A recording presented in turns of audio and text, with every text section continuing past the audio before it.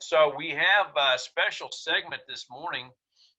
Key leader, Mr. Bret Aplin, who's part of John Paul Vetter's team, is on the call with us this morning. And, Bret, I really appreciate his background. He's got a extensive corporate background managing some major projects and teams, and really has got a mind for putting together processes and planning in place. And guys, the thing about this business is, and I tell it almost every week, I probably say this, but I'll say it every week just to keep this in your mind, that I don't care if you're a brand new agent and you're just interested in going out and writing policies for now, or if you've got a team going and you've got some people that, maybe one or two or more recruits that you've got with you joining the business. It doesn't matter where you're at in this business. You are in business for yourself. You are, whether it's an army of one or many, you are in business for yourself. And that comes with a lot of responsibility on managing your production, managing your schedule, managing your expectations. And guys, that takes a lot of intentionality in putting together that process and that plan. So I'm really excited to have this morning Mr. Bret Aplin on the call to kind of share some thoughts on how to maximize and really put your production in place. John Paul, and I'm kind of maybe stealing your thunder here a little bit, but go ahead. If you have anything you want to add there, jump in and do so. Sure, no worries. Thanks, Chris. And my apologies. I'm under the weather, so if it weren't for Dave Will and Claritin, I wouldn't even be able to speak right now. So my apologies.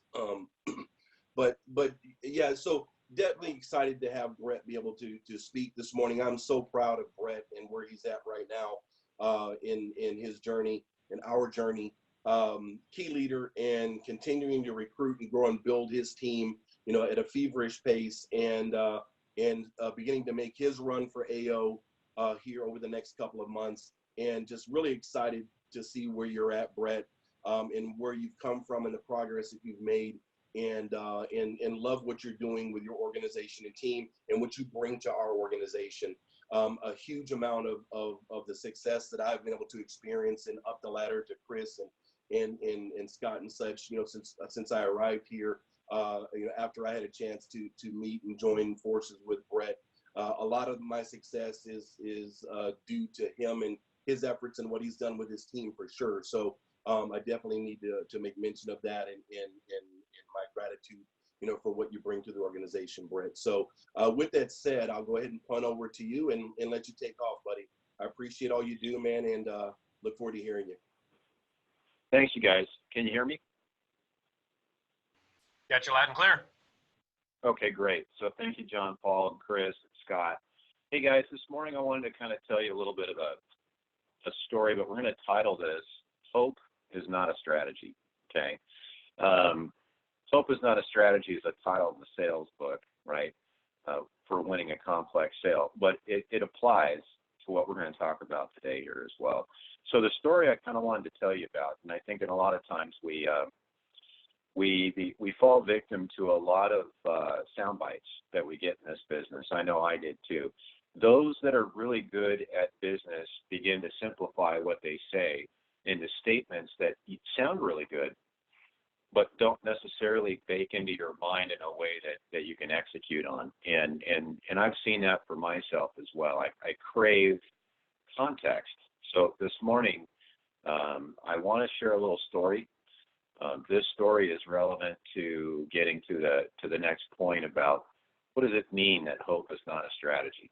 So let me start off by thanking you all for letting me have the time real quick, and we're going to be succinct about it. But this is a story about when I worked at a company called Cintas. Cintas was the uniform rental company. At the time, it was like $4 billion. And it was a long time ago.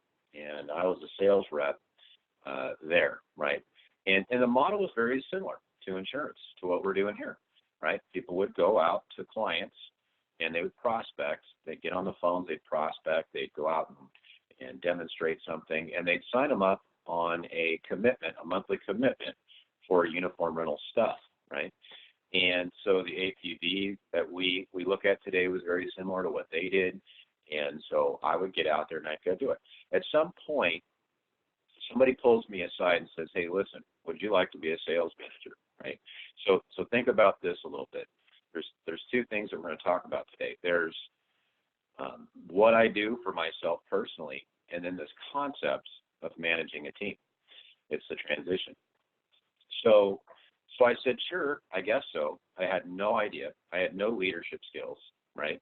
I hadn't ever managed a team, right? And I was wondering what this was going to be like. There was a lot of intimidation and sleepless nights thinking about, I don't want to expose the fact that I don't know what I don't know.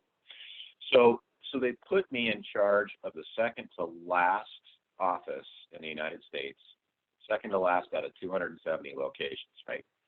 And this is in year 2003. And when I showed up, I figured I was going to have to do a few things to understand, right? I was going to have to sit down before I went out and walked out like I had an S on my chest and had all the answers. I needed to slow down and start investigating what's going on around here. Why are they second to last? I don't think anything's by accident, okay? And I did. And through the process of doing that, I had to sit down and kind of be neutral and start talking to each individual, not just the reps, right, but those that support the reps, the service department, right, the general manager, the customer base. I want to get a good feel. I want to look at the territories. I want to look at what they're saying and doing. I want to look at the health of their schedule. I want to look at the level of commitment. So we went and did that, right? And through the process of doing this, a lot of things started to come pretty clear. There was weak leadership there, right? And I didn't know what leadership should look like, but from my standpoint, it wasn't looking like what I was doing on a daily basis. I saw a lot of, we turn in numbers, but you're never really going to know what's going on behind the scenes. And so that's another point I want to share about this business. There's a lot of people that you're going to see on GroupMe and leaderboards that post a lot of neat stuff, right? The problem with leaderboards is, especially with management in a corporation, as long as enough people are putting up enough numbers, everybody else can hide behind the water cooler, right? And, nobody really cares about what's going on until things start to go down.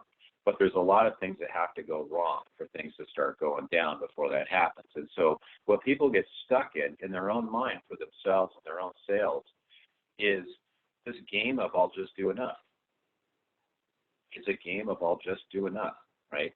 And there's an old saying, if you set the bar low, a team will meet it. If you set it high, they'll exceed it. Because they don't know the energy it takes to exceed a goal. They've never done it. So they're going to give their all for the first time and actually blow it out. It's an interesting statement. I didn't know if it was true or not. So I thought I'd put it to work. When I sat down with each and every rep, I started to think to myself, what do we need to do, right? I'm not going to look at leaderboards. We're already second to last. Nobody needs to get that browbeating every week. So what are we going to do about it, right? And here's an interesting thing that I saw also. We're going to sit down and we're just going to say, let's start over. And we should have a good schedule. I'm going to have everybody in the room twice a week, and we're going to have phone blocks for 4 hours a day. The expectation is not on what you sell. It's on the appointments that you set. So that was the focus, right? Because you get what you inspect, not what you expect, right? And so we're going to do that. We're going to hold contests for people that actually hit their activity markers, whether it's canvassing for some or, for setting appointments or whatever the case may be. That's what we're going to put our attention on. Along the way, what you start to realize is that sales is one of two things only, activity and competency, right? It's only that. It's only activity and competency. So when I don't feel very confident, what can I do to offset that? I can do more activity. And more activity is going to create opportunities for me to learn more and to coach more and to get more feedback and things like that. But nobody can fall back and say, I'm a victim, right? I'm a victim, this didn't go my way, if they weren't willing to do the things they could control, like activity. So at some point through these one-on-ones that I would have once a week with the team, we began to review some of the same things every week. And when we took a look at that, and I said, well, that's okay. You didn't understand about X, but did you do the things you could control? And, this started to drive a conversation after about month 1 to month 2. We had to start taking a look at people in 2 different lenses. Can't versus won't, right? Can't versus won't. Can't, I'm going to spend all the time in the world to train them up and remove any barrier, right? Won't, I'm going to have a solid conversation with that individual, and I'm going to let them know, if this is not in line with the goals that you had here or the goals that we have here for you, maybe this is not the place for you.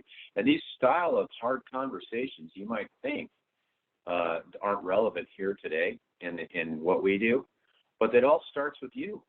It all starts with me, right? I've had times in this business, and John Paul will say it's certainly nice to be invited on a call and people want to go ahead and praise you for the good things you've done. But folks, you don't understand the times in the beginning stages where I was on with John Paul,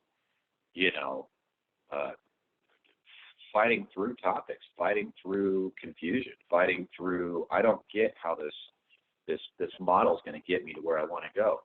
I remember being up at 5:30 in the morning, emailing Chris. I don't know what's going on here. You got to help me, right?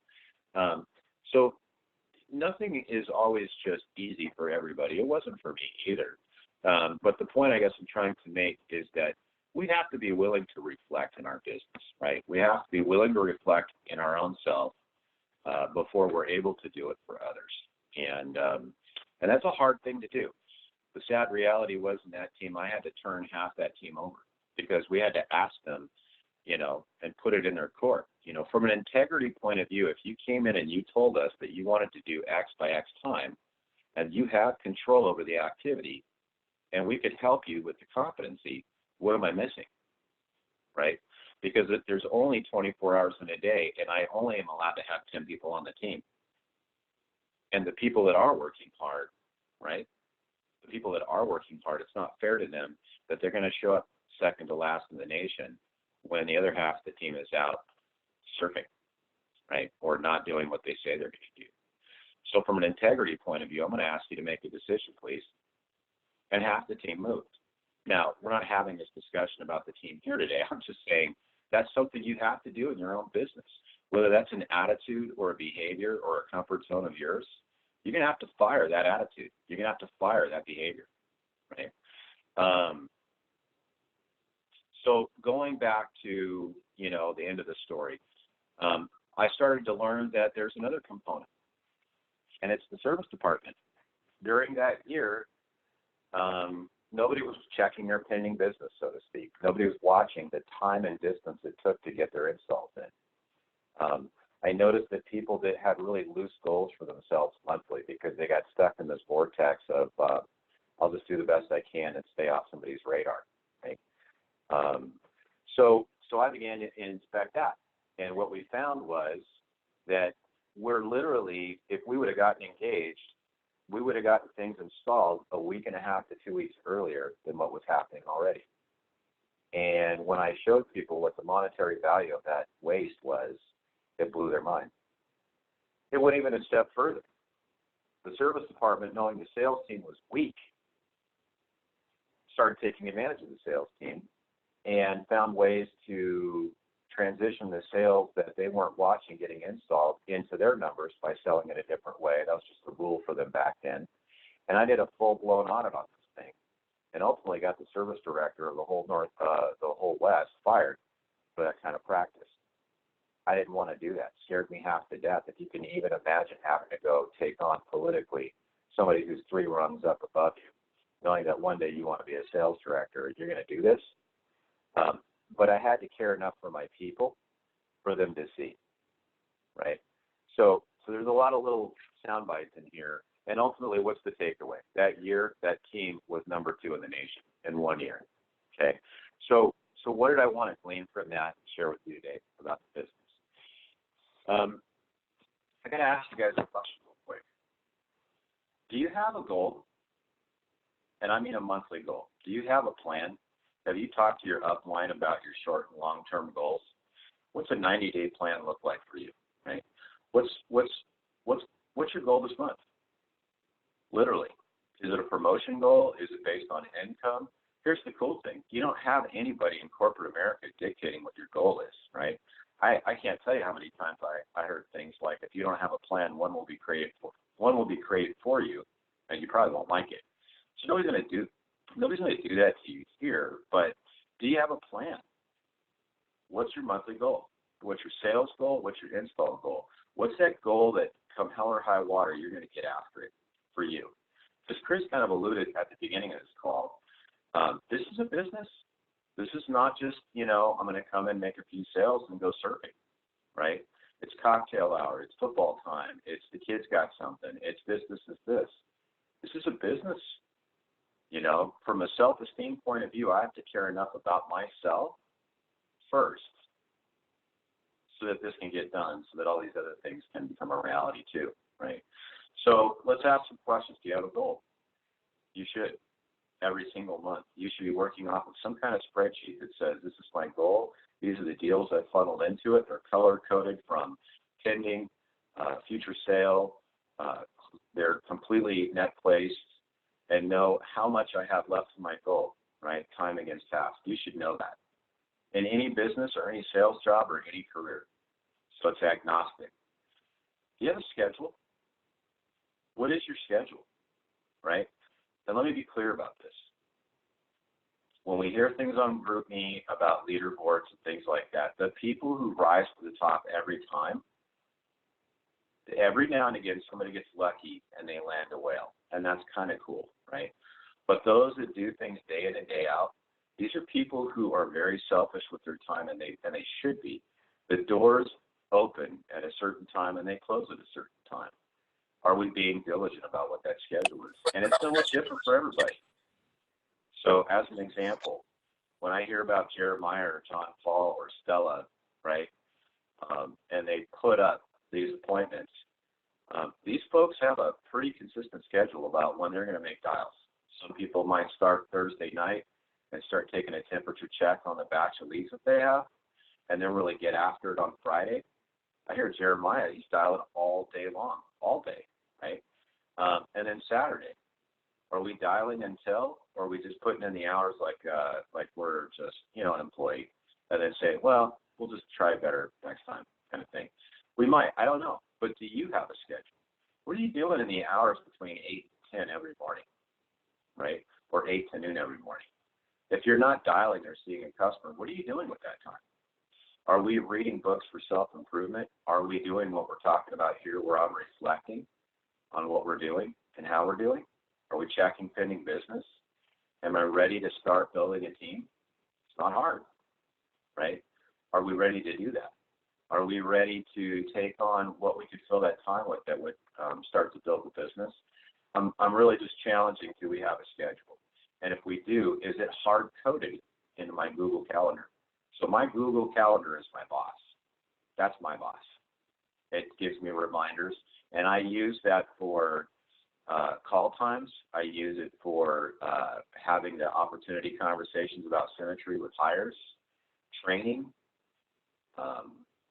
callbacks, you name it. Google Calendar is my boss, and I hope it is for you too in some way, shape, or form. Stick to the schedule. Stick to the schedule. There can be some things that are hard-coded and some things that are open for flexibility. You should have that too. Guys, do you use an activity sheet? That's that one that we can get on SFG Life. I know that sounds pretty simplistic, and I'm sure everybody's like, oh, yeah, of course. But do you have a discussion each week with your upline about what they see? Do you even want to know what they see? This is pretty important. Kind of tied to the story I shared about Cintas. There is no magical firework moment. There's no big elephant sale. It's the daily routine, and it's the little bit of progression every time. It's okay to look at a sheet and admit we didn't have what we wanted this week. But did we see why it went that way? And did we make a change, right? There's no browbeating. It's just, can we reflect and can we move forward? You analyze the trends of the style of leads and the amounts that you're getting and the activity and styles of activities on your sheets. And I do that by basically, every time I've got a lead that hits with an activity report, I staple it to a stack of activity reports.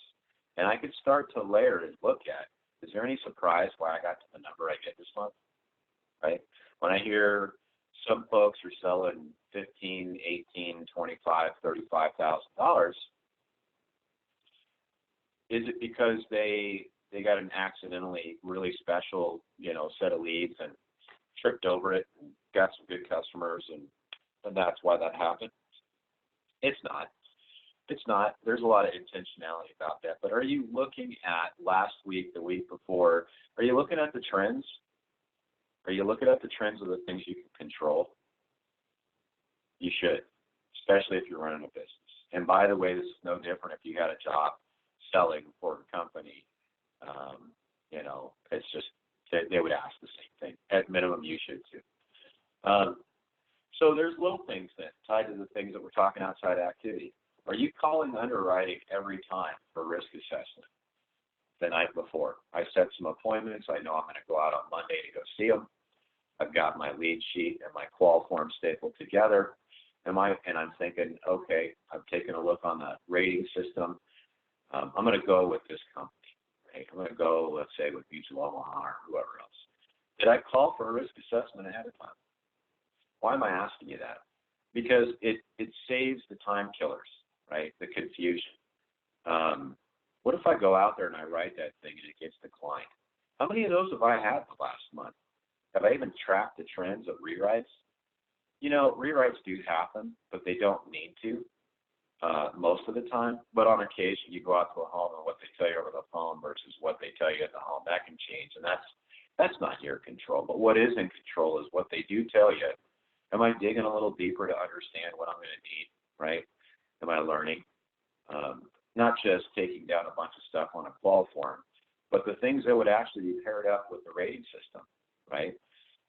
Do that. And then make a risk assessment every time. Get into a bit practice of it. I don't need to call my upline. I can call the company, right? There was a one-page spreadsheet to help you run your business we did a few months ago. It's kind of a spreadsheet where you can put your goals in and pop in all your deals. So you can know pretty quickly, where am I to my goal? If you don't want to use that one, you should have one. Anybody can build one. You should have that, right? And the other thing I want to ask is this. As we're moving along with lead sheet, are you doing anything besides just calling leads? I mean, it's a great way to get into the business. I love it when, 50-cent 3A leads go on sale. And, I'm scouring throughout the nation where they've got 5A leads sitting in inventory in the counties next to my agent. And I'm letting them know there should be a practice every week that you add Wednesday and Thursday. If they're out there, you should nab them, right? Why? Because these are only A leads that are 5 weeks old. And they're at a fraction of the cost. And when you ask them, do you remember filling out the form, the chances of them answering is yes, right? We should get after that stuff. But what else can we be doing, right? There's got to be a way to network. There just has to be. Every one of you have a different comfort level. You might have a bigger, warm market than others, right? What kind of networking am I getting involved in? Sticking to PowerCore, BNI? Am I talking to loan brokers, right? Am I talking to mortgage brokers who are the same kind of business in a broker sense, where they can sell multiple different companies, and working and partnering with them at minimum, get them on some kind of referral thing that doesn't trip any HR or Department of Insurance rules like Everplans or not Everplans, but the Care to Share program at minimum, right? Are we talking to other people about this business? So some people think when you come into this business that we're going to make a warm market list once for finding new clients and for recruits. That should be an ongoing list. And you should treat it like your leads. And our leads, what's our goal with our leads? Well, they're to set appointments. They're also to get resolution. I'm okay if you don't want to do business with me. I just can't have a bunch of leads sitting out there that have got no resolution, right? So these are all things that you can control. Warm market list should be the same way. I'm always working and building that list, but along the way, I need resolution. It's okay if you don't want to play. but I just need to know. That's on me, right? So there's all these little dials that you can turn that will get you to where you want. And I promise you, like in the story of Cintas, I told you I wasn't a leader. I told you I didn't have all the talent. The talent was really the people doing what they do. This was really just influencing the best in them and calling out some things that we probably wouldn't want on the team, right? So I'm going to leave you with this. If this is a business and hope is not a strategy, what are the things that you're doing that makes you proud of what shows up every day? If the leaderboards are what you stare at every day, if anybody could ask you at any moment how you got to that, and was that predictable, could you answer the question? If Scott Mank were to show up next month and say, hey, listen, I need to count on you for X, because we are in a team environment. The team that you're supporting now, you're going to be doing the very same thing and asking people not too long from now. So if people were to ask you what you could reasonably pull off in a given month based on what you know about yourself, because of your activities and how you manage your business, could you answer it, right? And if you ask for a push goal, would you know what dials to turn to get the push? That's a good question. Someday you're going to have a team underneath you, and you're going to ask them of the same thing, right? Leaderboards are awesome, but leaderboards don't tell a story. My goal is that through the activity and the things that you guys start to set up repetitively for yourself, will tell a way bigger story than a leaderboard. And that's all I have. Wow. Okay, that was awesome, Bret. And I'm not just saying that just just for edification purposes. I mean, really, there's some fantastic content there, and I hope everybody was taking a lot of notes, because basically, Bret just laid out the pathway to making this business run for each and every one of you. If you have income goals, and every one of you did, or at least you did when you came in. Now you may have forgotten those goals because you kind of gotten buried with the minutia of the business. But that's the point of this talk is focusing on this process. And Bret, you made a great point. I think too many people hide behind the numbers on the leaderboards. It allows too many people to kind of skate, and because their name doesn't show up on the leaderboards, they don't have to have any accountability. Not that leaderboards are an accountability factor, but accountability to themselves or to the team. And that's a great point. One thing that you brought up, and I'm going to piggyback on what you shared, because I think one of the challenges is for our people is too many people don't know how to put together that specific goal, or not the goal, but how to get to that goal. So in other words, you say I need X amount of dollars a month. How do you make that happen?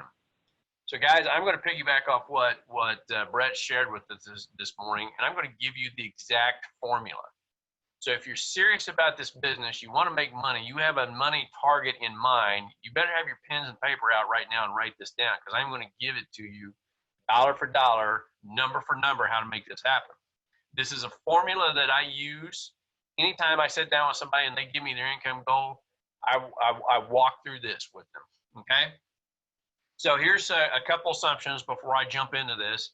Number one, keep in mind when we get paid at annualization. In other words, we get paid 75% of what we're going to earn on that contract up front. We're going to get paid the full 100% at the end of the year. But I always take the 75% number, because we're working on what we need today, today's numbers. So if you have, I need $5,000 a month, yeah, you're going to get paid more. You're going to get paid that other 25% of your commission at the end of the year, but that doesn't help us today. So we need to take that 75% that we're going to get advanced and work off of that number, okay?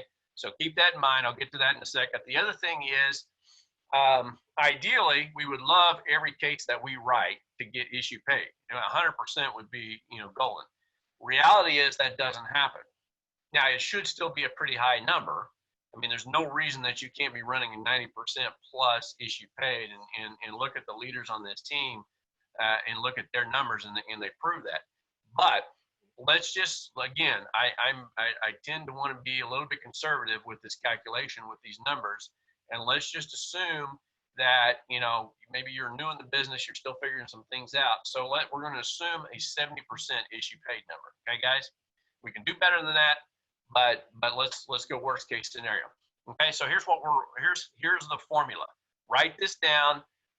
This is the formula for you to know exactly what you've got to do to earn the income that you want to earn. So whatever that monthly number is, you say, I need 5,000 a month, I need 10,000 a month, I need 1,000 a month, whatever that number is, start with that. Write that number down in your paper, okay? Divided by your current contract level, whether it's 60, 65, 70, 85, 90, doesn't matter, whatever that percent is. So income needed divided by contract level percentage. Take that number, divide that by the 75% annualization.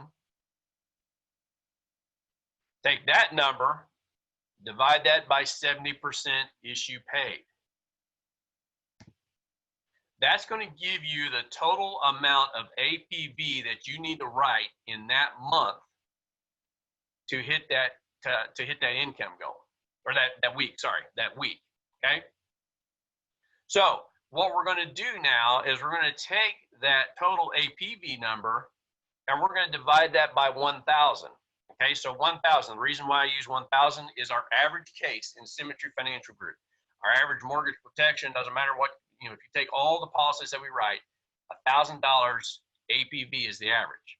So we're going to take that total APV number, we're going to divide that by 1,000, and that's going to tell you how many apps you need to write in that week to earn that amount of income. So you see how we work backwards through that, okay? So you're going to take the number of apps, and this is telling you how many you've got to write that week if you want to earn that number.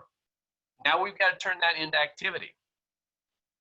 So let's assume, and again, this is a little bit individual. The closing ratio is obviously going to depend on where you're at in the business. You can be really conservative and say, gosh, if I close 35%, I'm happy.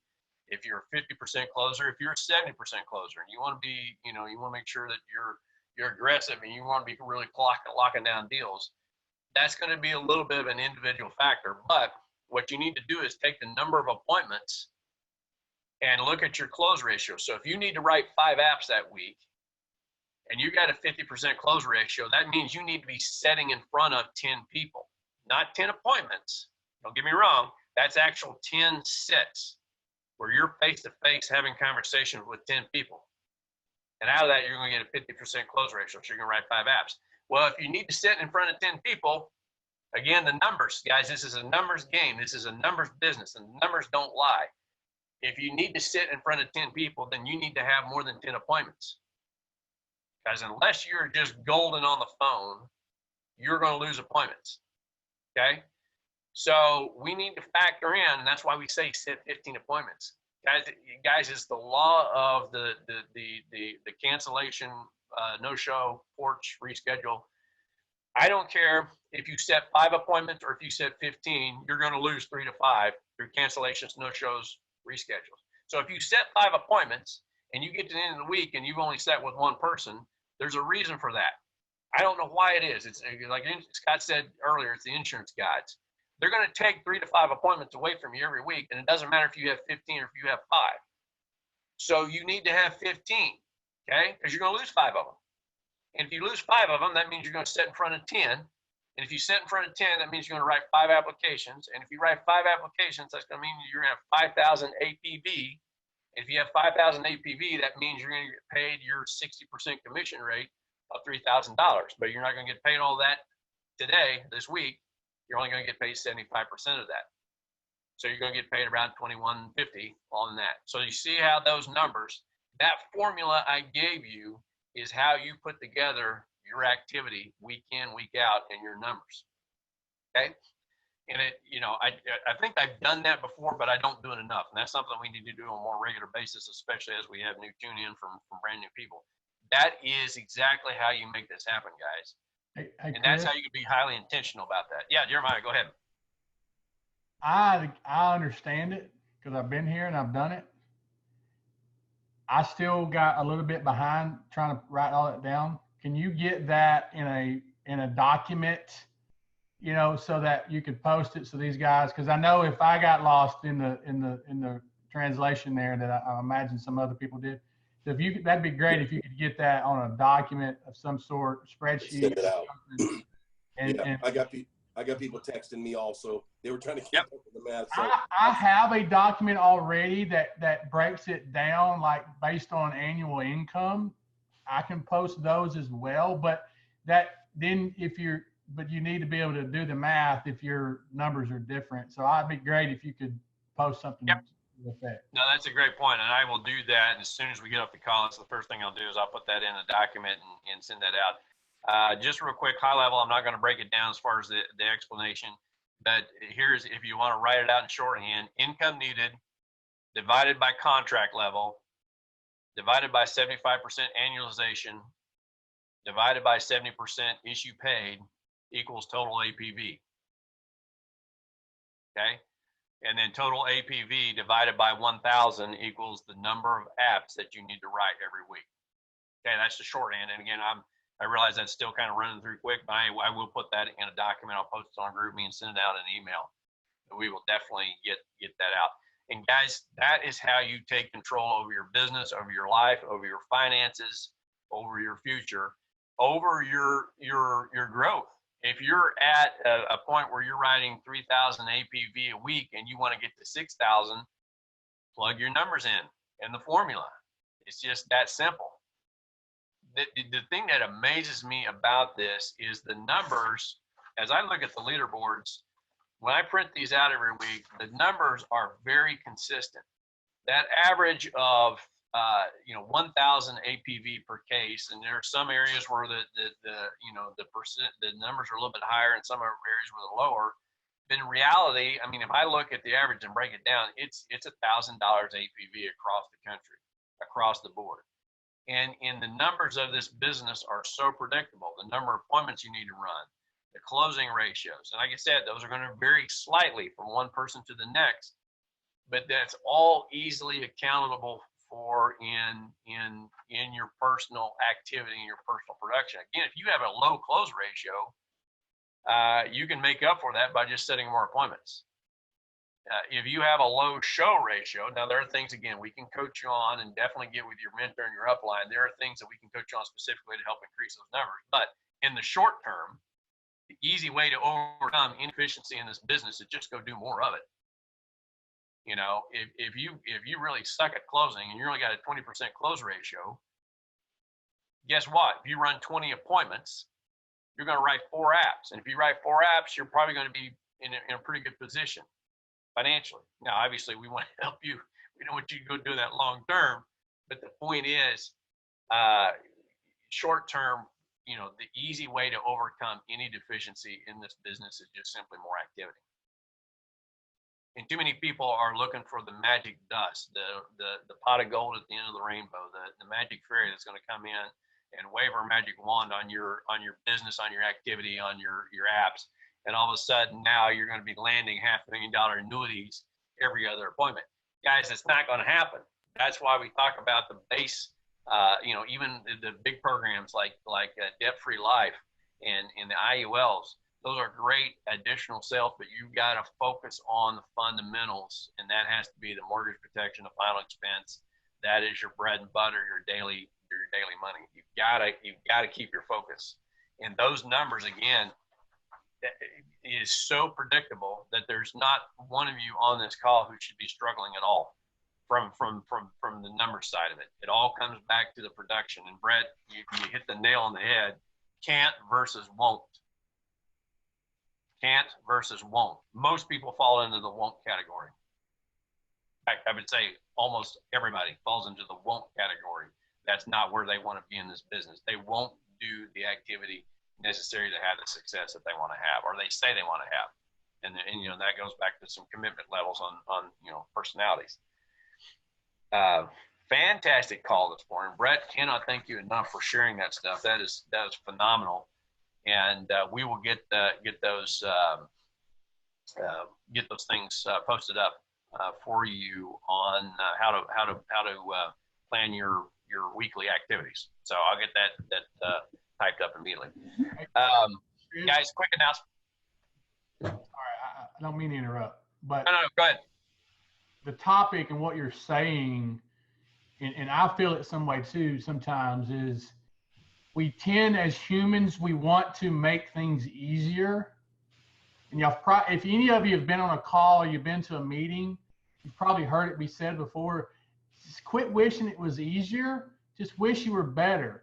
And the only way to get better is to do more of it, is to do more activity, along with asking for help and getting with your upline, whether it be your direct mentor, the agency owner, just continue to push, continue to put in activity so that you will get better. Because I promise you, as you do more activity, you will get better and it will get easier. But it's not going to happen just by wishing it. You have to put in the activity, follow the plan. The numbers don't lie. The numbers don't lie. All right. Now, does that mean the first week you set 15 appointments, you're going to meet with 10, sell 5? It don't mean that. But what it does mean, if you do that enough, it will happen and it will be consistent and you will get that result. So just continue to push forward, put in the activity, quit wishing it was easier, wish you were better. The only way to do it is just to do more of it. I'd much rather Jeremiah. Yes. Oh, I just wanted to, this is Bret. I want to piggyback off something. I want to share this with the team because it applies to me too. So when we were talking this morning, one thing to realize too, if you've got a plan, your upline wants to work with you. If this is a competency thing, what they're seeing the activity, they're going to spend a lot more time with you. Everybody wants to be available for everybody, but here's the truth of it. That's not true, okay? Unfortunately, with the team that got turned, half the team got turned. Most of them turned themselves after they had a reality check, right? But nobody gets fired here necessarily. But do you want the time and attention from your upline? If you do, you want to show them that you're doing the things that you can control. If you sit back frustrated and you wait for someone else to fix your problem, you're going to wait a long time, because uplines are going to build a business and they're going to build it with people who have the same mindset. And so this is an opportunity for all of us to dig in deep now and stick to the fundamentals and demonstrate. So if we've got an activity sheet, am I reaching to my upline and saying, let's have a one-on-one? Let's talk about my fundamentals. Let's talk about it. If you're not doing that, sooner or later, calls like this aren't going to happen anymore. They're going to be for people who just started the business. For those that have been in the business, if we're not doing those things, you're going to get passed up. And I don't mean to say that because somebody's got a plan to pass you up. It's because you can only say the same thing so many times. At some point, it has to be me. I have to kick in. That's it. Yeah, I want to add one thing to that real quick to what you said, both Jeremiah and Bret. And you've heard me say this before, but there are a lot of new people on the call. Most people will never become who they say they want to be because they're too attached to who they've been. You got to be willing to be better and change.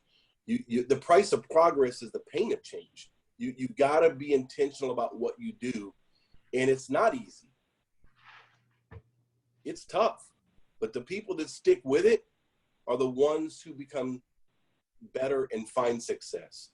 So be willing to make that change. Put your flag in the ground about who you want to truly be and be intentional about that every single day. Not sometime, not when it feels comfortable, not when you think you might want to do it. Every day. That's the only way you're going to become successful at what you want to do. And that's what separates the folks that are successful and those that are not. And most people that aren't successful give up this short of the goal line because they're not willing to stick it through. That's all I've got. I want to be vulnerable real quick, and I know we're running on time. I think people look at, and I say this without any, I don't know the word. Look at me and John Paul. I see these numbers, especially how I look at John Paul thinking I can't figure out how he's doing what he's doing.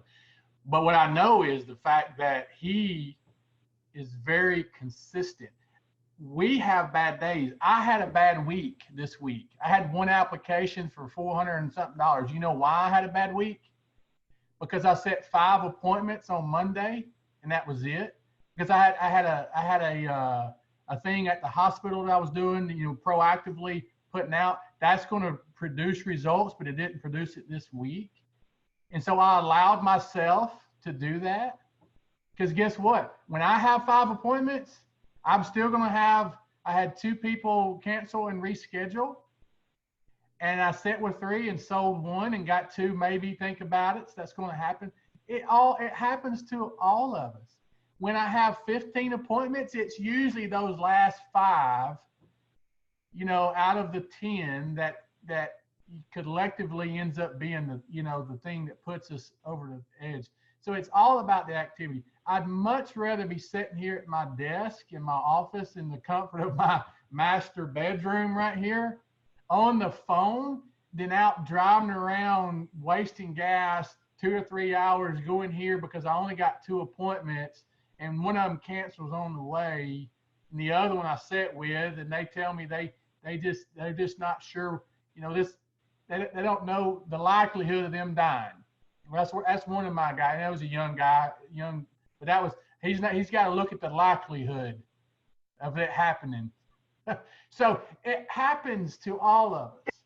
You know what I'm saying? So just put in the activity. Look at John Paul posts his numbers.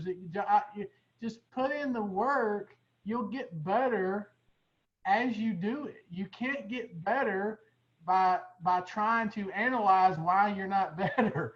You got to get better by just continuing to make dials and put in the thing. And if you're not keeping up with the metrics, then ask for help. If you're keeping up with the metrics, and if y'all don't know what the metrics is, that's the contact ratio. It's on we can post the website. If as long as you're up with the metrics, it's just a matter of we're just flipping over rocks to find the gold. We're not trying to turn a rock. I love that yesterday. If you wasn't on that builders call, gosh, we're not trying to turn rocks into gold. And so many of us try to do that. We're getting these no's from these 3A's, 2A's, 5A's, 4A's, A's. Guess what, guys? If you're not on the GMR yet, when you get A leads, you're still going to get no's, just not as many of them. But we tend to try to turn rocks into gold, and that ain't happening. You can put you can put lipstick on a pig, it's still a pig. Okay? What we got to do is just turn the rocks over until we find the gold. And we know 5A's, you're going to have to turn 5 of them over. You can try all you want to find three golds under those rocks, but it's not going to happen, not on average. So just keep turning the rocks over. If you got 3 A's, keep turning 8 of them, 10 of them over. You're going to find that gold nugget, and then you're going to have the appointment. That's all it is, guys. It's just metrics. It's just numbers. Just try to quit overcomplicating it and try to train ourselves to just get better. Just play the numbers and play the odds. And if you play in big numbers, you look better than you are, okay? John Paul, he looks way better than he is because I've met him because he plays in big numbers. That's true. True story. Listen, 90% of the time, and I've told Chris this, 90% of the time when I leave a house and I've made a sale, I'm thinking, I made that sale because I showed up and they liked me and they trust me. That was it. That's it. And that's the majority of it, guys. That we're not in here. Now, John Paul's pretty slick. I still can't figure out how he turns these dang appointments into $3,000 apps and stuff. But I'm just there playing the field and playing the numbers, and the numbers reward me for it. When I don't play the numbers, I have a $480 week, and I'm sitting here thinking, I gotta get 10 appointments booked up on Monday because I'm heading out for Asheville. I gotta make some money next week. It's what it is. Yeah, those are great points. And again, I want to be mindful of the time, but I do want to add just a couple of things to that. Listen, folks, it's about the activity. You saw my post on the group me yesterday. My whole day fell apart. I had 2 reschedules because of work, and the other guy had a fender bender on the highway because it was a rainy, nasty day in traffic here yesterday, and one was a sit no sale, and I still ended up sitting with a client, my last one last night, another guy to reschedule because he got stuck out of town, and wrote 4 apps. It was like $1,700 or whatever it is, but don't look those. Let me just say this. If you're frustrated and you're new to this business and you're just trying to figure this out and you get frustrated because you get hung up on or cursed out or porched or no-showed, or somebody tells you stop calling them because they're not interested anymore, trust me, that's happened to me more times than you can imagine. You don't have a calculator that's got enough battery to figure that out, how many times that's happened to me. But I don't care.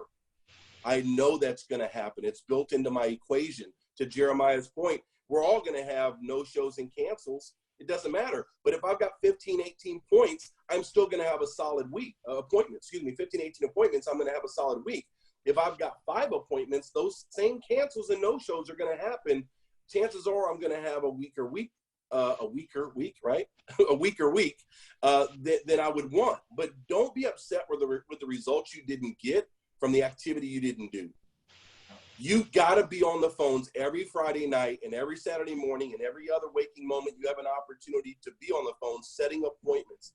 Stop sitting in a bubble and think because you got hung up on and cursed out that life is miserable. Get out of your pity party, wipe it off, and get back on the phones and know that there are people in that stack of leads that need your help, and those people want you to come see them.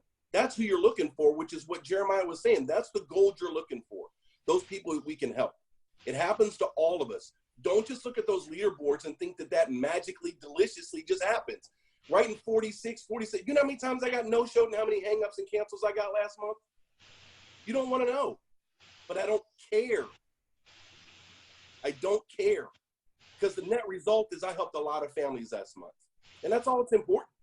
Those cancels and no-shows and the no's on the phones and the curse me outs, that was just the damn dirty rocks. Throw them out. You got to keep going. Find the next one. That's it. Awesome. It's a beautiful way to learn or end the call, and we all learned a little bit of extra about how they dress pigs in Alabama. So that's bonus material. No extra charge for that. All right, guys. Hey, last real quick, a couple announcements. Hey, next week, Leaders Conference. Get there. Be square.